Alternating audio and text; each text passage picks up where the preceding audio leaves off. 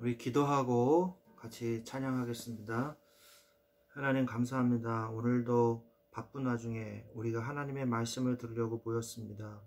주님 이 시간 함께하여 주옵시고 말씀과 기도와 찬양을 통하여 우리의 영이 되살아나며 하나님의 말씀이 우리의 심령에서부터 성취되고 응답되는 것을 느끼고 체험하는 응답의 시간 될 수 있도록 이 시간에 역사하여 주시옵소서. 우리 주 예수 그리스도의 이름으로 기도합니다. 아멘. 이 세상을 살아가는 동안에 나의 힘을 의지할 수 없으니 기도하고 낙심하지 말 것은 주께서 참 소망이 되심이라. 찬양하겠습니다. 원하고 바라고 기도합니다.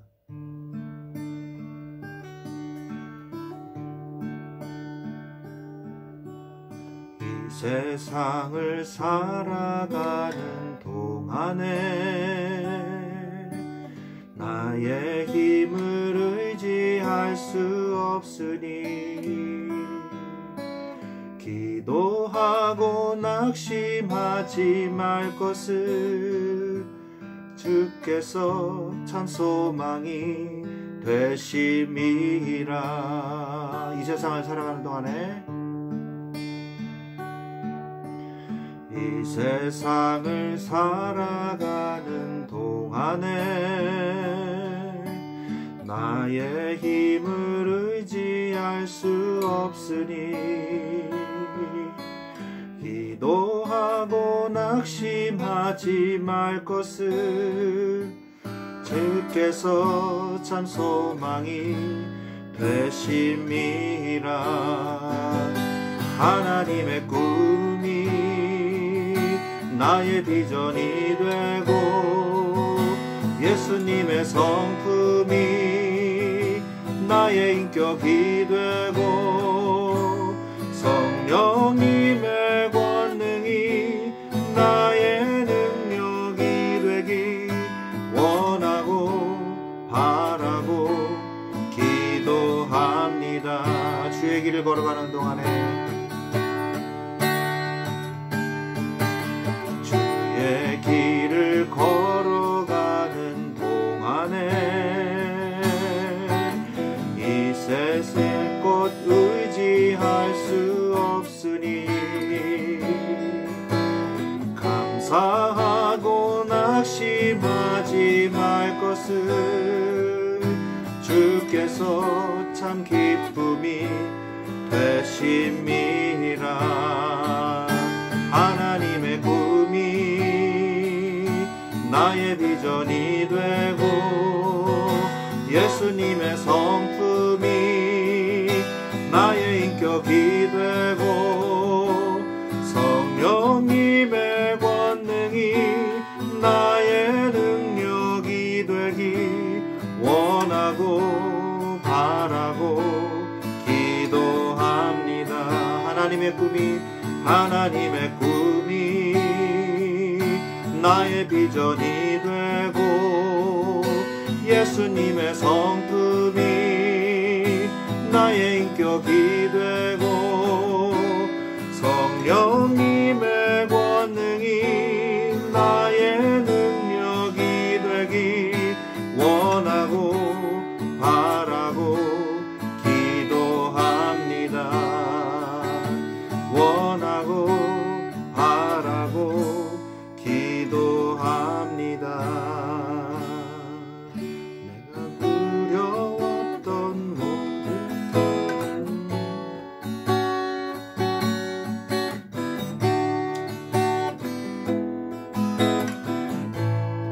내가 두려웠던 내가 누려왔던 모든 것들이 내가 지나왔던 모든 시간이 내가 걸어왔던 모든 순간이 당연한 것 아니라 은혜였소. 아침 해가 뜨고 저녁에 노을 몸의 꽃향기와 고들의 열매 많은 계절의 모든 순간이 당연한 것 아니라 은혜였소. 모든 것이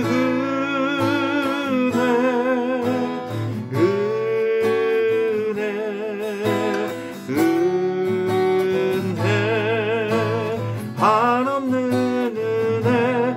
내 삶에 당연한 것 하나도 없었던 것을 모든 것이 은혜였소. 내가 이 땅에 태어나 사는 것, 어린아이 시절과 지금까지 숨을 쉬며 살며 꿈을 꾸는 삶, 당연한 것 아니라 은혜였소. 내가 하나님의 자녀로 살며 오늘 찬양하고 예배하는 삶, 복음을 전할 수 있는 축복이 당연한 것 아니라 은혜였소. 모든 것이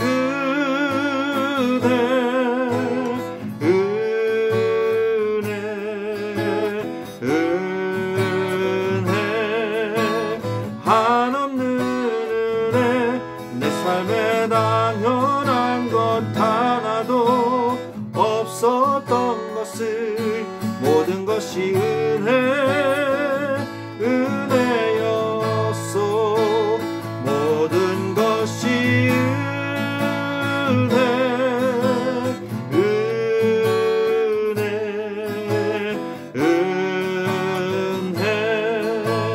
한없는 은혜.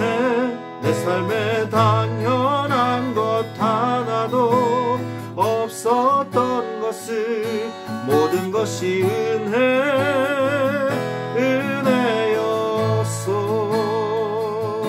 모든 것이 은혜였소. 모든 것이 은혜였소.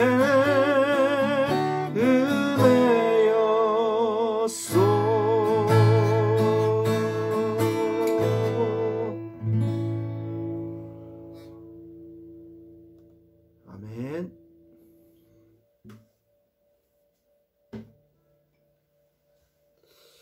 우리 하나님 말씀 보겠습니다.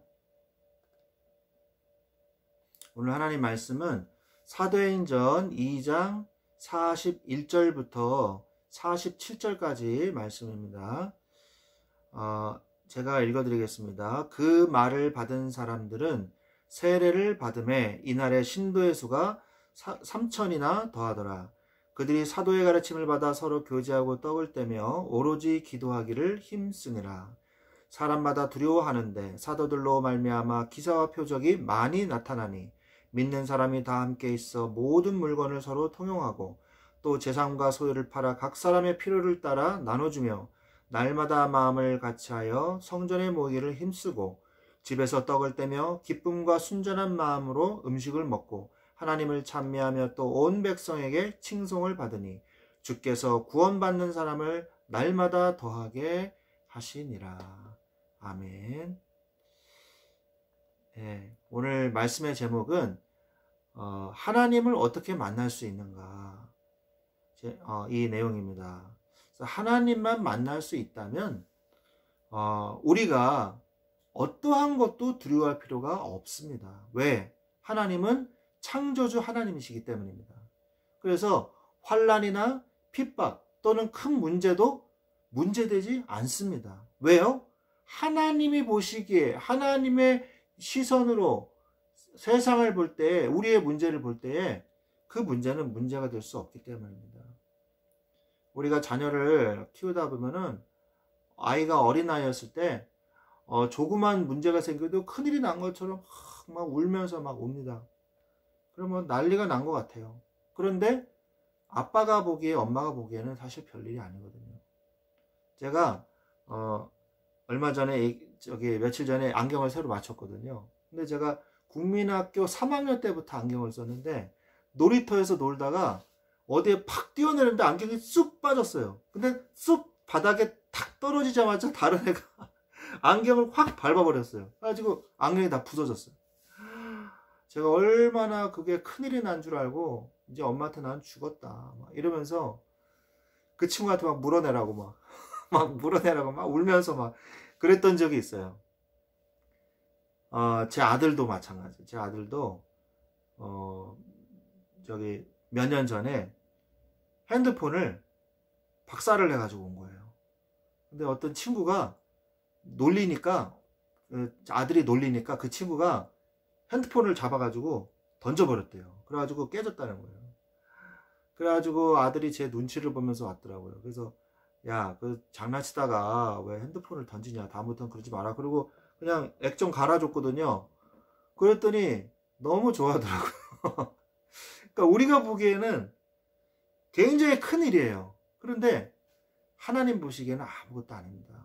그래서 우리가 속으면 안 돼요. 하나님이 항상 우리를 보고 계시고 하나님이 우리와 함께 하신다면 우리는 무서워하거나 두려워할 필요가 없는 것입니다. 바울도 그의 생애 가운데서 문제를 초월해 버렸습니다. 그래서 내게 능력 주신 자 안에서 내가 모든 것을 할 수 있다고 빌립보서 4장 13절에서 고백했죠. 우리의 인생도 하나님을 만날 때 모든 문제를 끝낼 수가 있습니다. 하나님은 이 말세 시대 때에 성도를 만날 수 있는, 하나님을 만날 수 있는 길을 열어 주셨습니다. 그게 복음이죠. 그 길은 바로 뭡니까? 바로 요한복음 14장 6절. 내가 곧 길이요 진리요 생명이니 나로 말미암지 않고는 아버지께로 올 자가 없느니라 말씀하신 그 내용이죠. 석가모니도, 공자도, 소크라테스도 자신이 길이라고 말한 사람은 없습니다. 어떠한 성인도, 어떠한 자도 내가 곧 길이다, 내가 곧 구원이다 라고 말을 한 적이 없어요. 이단 사이비 빼고는요. 그래서 하나님의 말씀대로 성취되어서 성자 예수 그리스도께서 육신을 입고 이 땅에 오셔서 성육신하셔서 우리가 하나님을 만날 수 있도록 그 길을 열어주신 것입니다. 사도행전 4장 12절 말씀에도 사도행전 4장 12절 말씀에도 다른 이로서는 구원을 받을 수 없나니 천하인간의 구원을 얻을 만한 다른 이름을 우리에게 주신 일이 없다고 하셨습니다. 사도 베드로가 담대하게 복음을 선포했죠. 요한복음 14장 6절로 8절에도 아까 말씀하셨고요. 그 다음에 로마서 8장 2절에도 구원받은 자는요 죄와 사망의 법에서 해방되었음이니라 라고 선포하고 계시는 것입니다. 그리고 요한복음 14장 26절에도 보혜사 성령이 우리 가운데 오셔서 우리를 인치셨다고 말씀하고 계십니다. 요한일서 2장 20절에서 27절 말씀에도 너희는 거룩하신 자에게서 기름 부음을 받고 모든 것을 깨닫는다 라고 말씀하십니다. 요한일서 3장 8절에도 하나님의 아들이 나타나신 것은 마귀의 일을 멸하려 하심이라고 말씀하고 계십니다.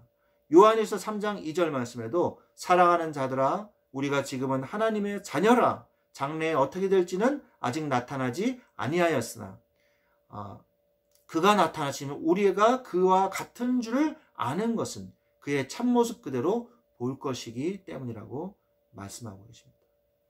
그래서 우리는 하나님의 자녀다라고 우리는 담대하게 고백하고 선포할 수 있는 것이죠. 예수 그리스도의 피로 구원받은 것이기 때문에 우리의 공의로는 구원받을 수가 없습니다. 그러나 예수 그리스도의 피이기 때문에 예수 그리스도의 공로로 우리는 완전히 영원히 죄에서 해방되고 사단의 권세에서 해방되며 하나님을 만난 성령이 내 안에 들어오셔서 나를 도장 찍으신 하나님의 자녀인 것입니다. 이 사실이 내가 인생을 살면서 이 세상을 살면서 가장 중요한 거예요. 하나님이 나와 함께 하신다는 사실. 그 길이 누구예요? 예수 그리스도라는 사실입니다. 우리가 인생에서 지치고 힘들 때 우리에게 필요한 것은 돈이 아니에요. 우리가 인생에서 정말 쓴맛을 봤을 때 우리에게 정말 진실로 필요한 것은 바로 오직 예수 그리스도와 그 그리스도가 나와 함께 하시며 하나님이 나와 지금 함께 하셔서 나를 하나님의 자녀로 삼으셨다는 그 사실. 그 사실만이 내가 이 인생에서 이길 수 있는, 승리할 수 있는 비밀인 것입니다. 그래서 여러분이 힘드십니까? 어렵습니까? 낙심했습니까? 시험에 들었습니까? 제일 먼저 해야 될 거, 제일 먼저 기억해야 될 거, 하나님이 나와 함께 하신다는 사실이에요. 그것이 나를 살리는 겁니다. 그것이 나에게 힘을 주는 것입니다. 그 사실이. 그래서 여러분이 성경을 읽을 때, 기도할 때 항상 먼저 생각해야 될 것, 오직 예수, 그리고 내가 하나님의 자녀구나. 자, 그때 어떤 일이 벌어져요? 사도행전 8장 4절로 8절 말씀을 보니까 육신의 고통과 죄와 이 정신의 문제 속에 시달리던 자들이 주님께 돌아오는 역사가 일어나는 것입니다. 요즘에 얼마나 이 정신 문제가 많은지 몰라요. 제가 체감하기에는 한 세 집 건너 한 명씩은 있는 것 같아요. 세 집 건너 한 명 정도. 그러니까 뭐예요? 한 사람 한 가정을 만났으면 3명 만나고 그 다음 또 만난 사람이 또 정신문제 있는 사람. 그 정도는 되는 것 같아요. 최소로 잡았을 때가 그렇습니다. 그래서 정말 정신문제가 심각하거든요. 공황장애는 이제 너무 흔한 병이 되어버렸어요. 그리고 조증과 우울증이 계속해서 반복되면서 고통당하고 있어요. 그런데 그 본인은 자신이 정신문제라는 것을 잘 모르는 경우도 참 많더라고요. 그리고 자녀가 정신문제로 고통당하는 이 사람들이 많아요. 그런데 중요한 거는 부모가 그걸 인정하려고 하지 않는다는 거예요. 아예 우리 애는 그거 아니에요. 이러면서 인정하려고 들지 않아요. 그러면서 심각한 문제가 오거든요. 치료하지 않아요. 약물 치료도 하면서 영적인 말씀으로 영적인 치료도 해줘야 되거든요. 영적 치료, 육신적 치료도 해줘야 되는데 그냥 방치하는 거예요. 그러면 점점 심각해집니다. 약이 아니면 안 되는 지경까지 오게 돼요. 그래서 여러분들이 정신문제도 심각해지고요. 여러 가지 인간성에 피폐한 이런 문제들이 계속 생기지 않습니까? 그런 가운데서 정말 우리가 회복할 수 있는 비밀, 예수 그리스도라는 사실 우리가 잊지 말아야 될 줄로 믿습니다. 그래서 두 번째로 승천 이후에 예수 그리스도 안에 있는 성령 곧 보혜사를 통해서 실제로 성도에게 오신다는 것이죠. 오직 예수 그리스도를 통해서 실제로 성령이 우리의 마음속에 좌정하시고 우리의 마음속에 임하시는 것입니다. 요한복음 16장 4절 말씀에 보면 오직 너희에게 이 말을 한 것은 너희로 그때를 당하면 내가 너희에게 말한 이것을 기억나게 하려 하며 처음부터 이 말을 하지 아니한 것은 내가 너희와 함께 있었음이라 라고 말씀하십니다. 하나님이 우리의 마음속에 들어오신다는 거예요. 예수님께서 말씀하신 거죠. 요한복음 14장 26절 아까 우리가 읽었죠. 보혜사 성령이 때가 되면 우리의 마음속에 오실 거라고 예언하고 계시죠. 예수님께서. 고린도전서 2장 10절부터 14절 말씀에도 오직 하나님의 성령을 우리에게 이것을 우리에게 보이셨으니 성령은 모든 것 곧 하나님의 깊은 것까지도 통달하시느니라. 사람의 일을 사람의 속에는 영후에 누가 알리요. 이와 같이 하나님의 일도 하나님의 영후에는 아무도 알지 못하느니라. 우리가 세상의 영을 받지 아니하고 오직 하나님께로부터 온 영을 받았으니 이는 우리로 하여금 우리에게 은혜를 주신 것들을 알게 하려 하심이라. 우리가 이것을 말하거니와 사람의 지혜가 가르친 말로 아니하고 오직 성령께서 가르치신 것으로 하니 영적인 일은 영적인 것으로 분별하느니라. 육에 속한 사람은 하나님의 성령의 일들을 받지 아니하나니 이는 그것들이 그에게는 어리석게 보이며 또 그는 그것들을 알 수도 없나니 그러한 일은 영적으로 분별되기 때문이라고 말씀하고 있습니다. 그래서 우리는 하나님께로부터 온 영을 받았어요. 그래서 그의 영으로 성령으로 우리가 모든 것을 판단하고 모든 것을 깨닫고 모든 것을 믿는 역사가 일어나는 것입니다. 세상을 이기는 역사가 일어나는 거예요. 나의 무기력을 초월하는 역사가 일어나는 것입니다. 나의 이 연약함을 벗어나서 하나님의 전능하심 속에 들어가게 되는 것입니다. 그게 바로 성령의 능력이요, 임재요, 내주요, 역사요, 충만함인 것이거든요.